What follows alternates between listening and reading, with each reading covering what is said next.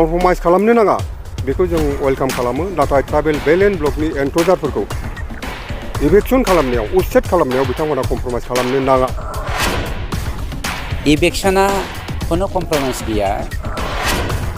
कमप्रमाइज खालामा होननायाव must welcome tribal संघआ, नाथाय बिथाङा गावनि हारिखौ ट्राइबेल हारिखौ बर' हारिफोरखौ उचेड खालामनायनि खेथ्रआव कमप्रमाइज गैया होननाया बेसेबां आजावजाथाव खोथा, बेसेबां मोजां बाथ्रा, बियो साननो गोनां।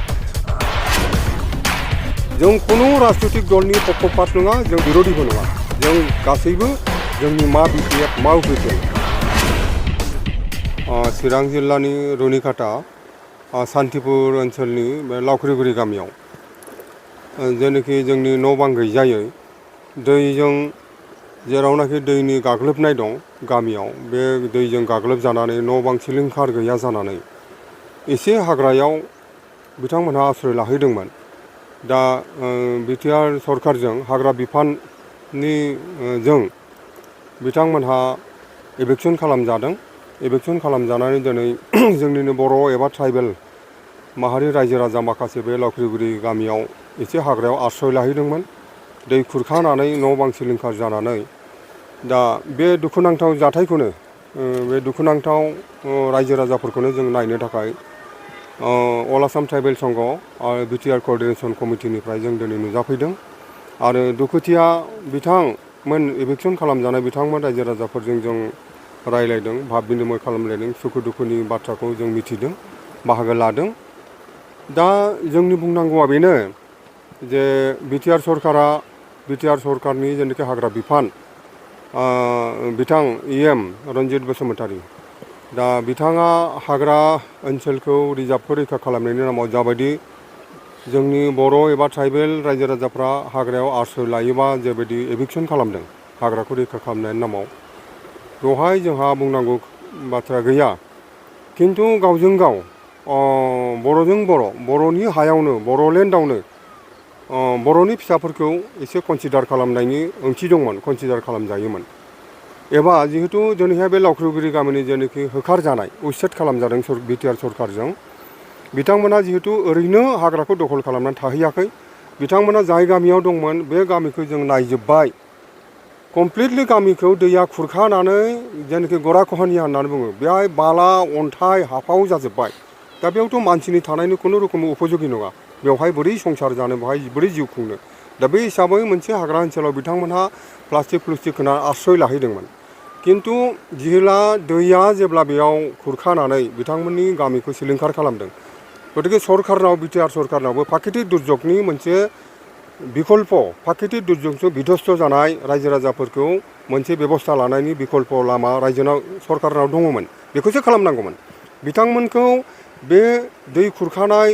प्राकृतिक दुर्योगजों बिध्वस्त जानाय रायजो राजाफोरखौ गुबुन मोनसे जायगायाव बिथांमोनखौ एसे आश्रय होनायनि बेबस्थाखौ सरकारा लानांगौमोन। नाथाय बेखौ खालायालासे डाइरेक्टलि जेराव बिथांमोनहा आश्रय लाहैदों बेवहाय एभिक्सन खालामबाय, न' बां सिलिंखार खालामबाय, दिनै बिथांमोनहा आलाय-आथानि जानानै दं। बियो जों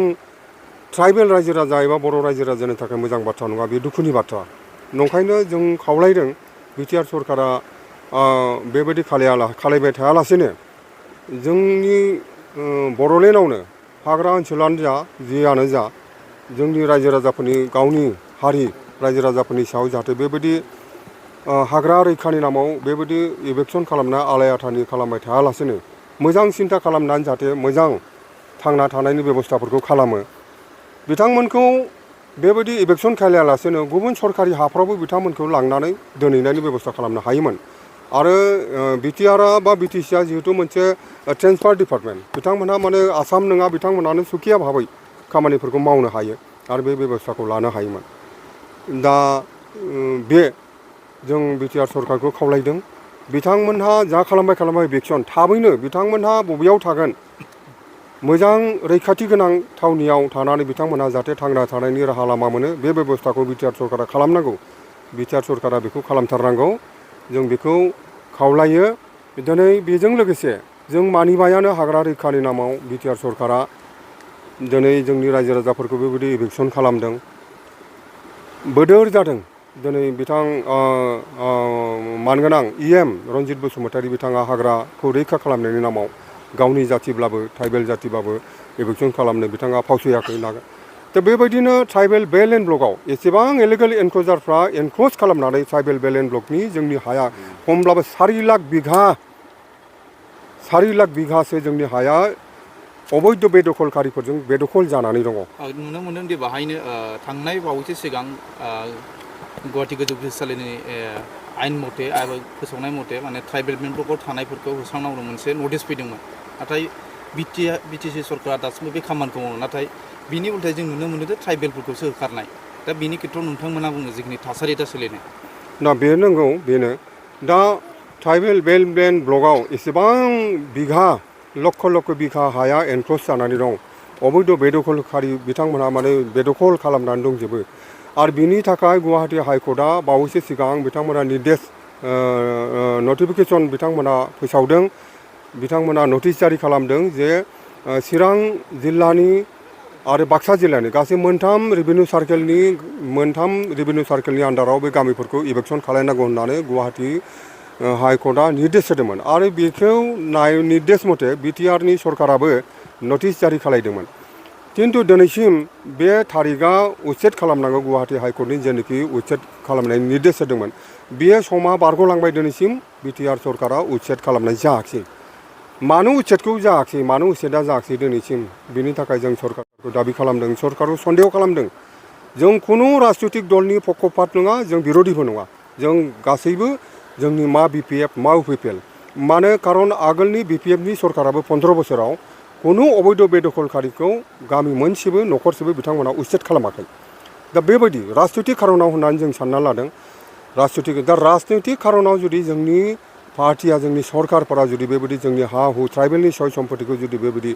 जोंनि जेनाखि सांबिधानिक अधिकार सांबिधानिक सुरक्षानि फारसे बिथांमोना गोसो होआब्ला उच्चेद खालायाब्ला जोंनि ट्राइबेल एबा बर'नि हा हु सय सम्पतिया जोबस्रांलांगोन नामा फोजोबगोन नामा बिथांमोना राजनैतिक स्वार्थनि थाखाय बे जोंनाव ट्राइबेल संघनाव मोनसे प्रश्न जादों बिथांमोना जिहेतु जोंनि ट्राइबेल एबा बर' दैदेनगिरिफोरजोंनो दैदेनजानाय राजनैतिक पार्टि हिसाबै जोंहा समर्थन दं नाथाय बे समर्थननि ओंथिया बे नङा जे जोंनि ट्राइबेलनि सुरक्षा ट्राइबेलनि सांबिधानिक अधिकारखौ बिथांमोना खर्ब खालामगोन नामा बेवहाय जों सापर्ट गैया नंखायनो जोंनि बे थामोनथा ट्राइबेल हारिनि बर' हारिनि जेनाखि थामोनथा बेखौ बिथांमोना रैखा खालामनांगौ आरो बेखौ खालायालासेनो ट्राइबेल बेल एन्ड ब्लकनि अबैध बेदखलकारिफोरखौ दिनैसिम उच्चेद खालायालासेनो जोंनि हारिखौसो जोंनि ट्राइबेल हारिखौसो बर' हारिखौसो हाग्रा रैखानि नामाव उच्चेद खालामबाय थानाया बे मानिजाथाव नङा बिनि थाखाय जों सरकारखौ गरिहना होयो आरो इयुनाव बेबायदि खालायालासेनो जाहाथे बिटिआरनि हाग्रा बिफान बिथांमोनहा जाहाथे मोजां बिबेसना खालामनानै खामानिखौ मावलाङो जों बेखौ आसा खालामो बिथांनि बे कमप्रमाइज खालामा होननायाव मस्ट वेलकाम ट्राइबेल संघआ नाथाय बिथाङा गावनि हारिखौ ट्राइबेल हारिखौ बर' हारिफोरखौ उच्चेद खालामनायनि खेत्रआव कमप्रमाइज गैया होननाया बेसेबां आजावजाथाव खोथा बेसेबां मोजां बाथ्रा बियो साननो गोनां कमप्रमाइज खालामनो नाङा बेखौ जों वेलकाम खालामो नाथाय ट्राइबेल बेल एन्ड ब्लकनि एनक्ल'जारफोरखौ इभिक्सन खालामनायाव उच्चेद खालामनायाव बिथांमोना कमप्रमाइज खालामनो नाङामोन नाथाय बेखौ खालायाखै जोंनि गावजों गावसो गावनि हारिनि बेलायावसो उच्चेद खालामनो कमप्रमाइज खालामा होननाया बियो मोजां बाथ्रा नङा बे मोजां बाथ्रा नङा मानसि हारिनि मानब जातिनि थानायनि उपयोगी खालामनाया ट्राइबेल एबा बर' हारियानो खालामदों नंखायनो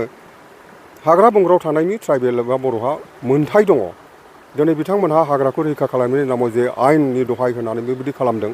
बेवहाय बिथांमोना मोजां बिबेसना खालामफिननांगौ होननानै जों सानो इयुनाव जाहाथे बेबायदि खालामनाया थिग नङा नङाब्ला